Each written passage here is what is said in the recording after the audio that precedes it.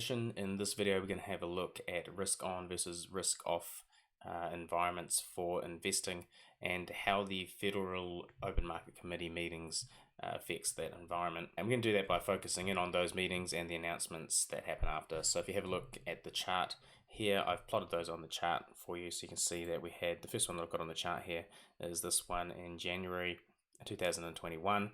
And we can see that we had a big pump after that meeting. So this is what we call a risk on environment, where it's okay to take on a bit more risk. We can see that we had a bit of a falling wedge here at that time. And when you're in a risk on environment, dips should be bought typically. And we had another meeting here, and the crux of the first meeting is that interest rates are going to stay low and the money printers were going to stay on, and that continued here and it continued here as well. So if we have a look at what happened here, we had that dip that I just mentioned there. That would have been a buy the dip situation. And then over here, we've got another chart pattern coming in here. Got a rising wedge there.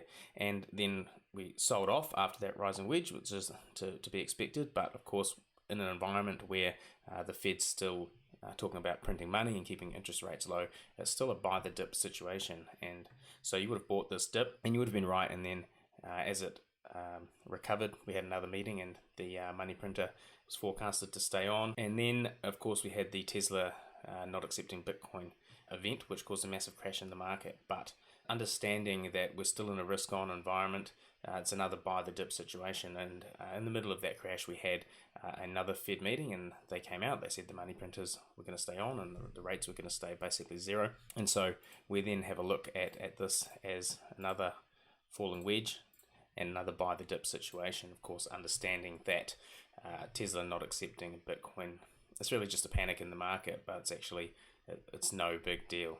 Tesla hasn't been accepting Bitcoin for really that long, and it doesn't have any real effect on the price of Bitcoin. So really just panic in the market and a really good opportunity there to buy the dip. We've got more Fed meetings here and more of the same, low interest rates and more money printing. So when we dipped here, again, this one's not so much of a falling wedge in nature, a little bit, but still definitely a buy the dip situation.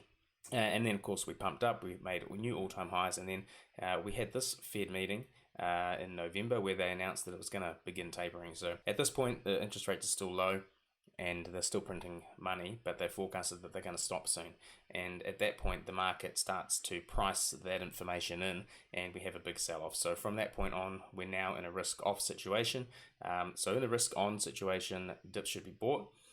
In a risk-off situation, rallies should be sold, right? So we've got a last sort of rally here. I would call that a bit of an exit pump, where the institutions are sort of pumping the markets and tricking retail traders into thinking that it's going to keep going up.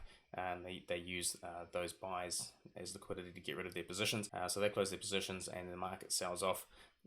These little rallies here, those are to be sold. And the situation hasn't changed. In fact, it's only really getting worse. The Fed announces that it's going to speed up its tapering down here, announces over here in January that rates are going to rise soon. So this is all bad for high risk investments like Bitcoin. It's bad for all investments, but particularly the highest risk investments. So you see the S&P 500 dumping off in this situation as well. But Bitcoin, of course, being a riskier investment, gets hit a lot harder. So again, here we had what you would call a bit of a ascending triangle here. Okay, it tries to break out and then fails. That is a rally that could have been selling into, although if you were onto it, you would have been selling way back here. You wouldn't have had a position here. You wouldn't have bought this dip because you're in a risk-off situation. The thing to do is to wait for the monetary policy to change. We want to see that interest rates are going to start coming back down again, and that the Fed is going to start adding to its balance sheet again. So basically, money printers come back on, and then we start to look to buy back into the market. And that's pretty much it, guys.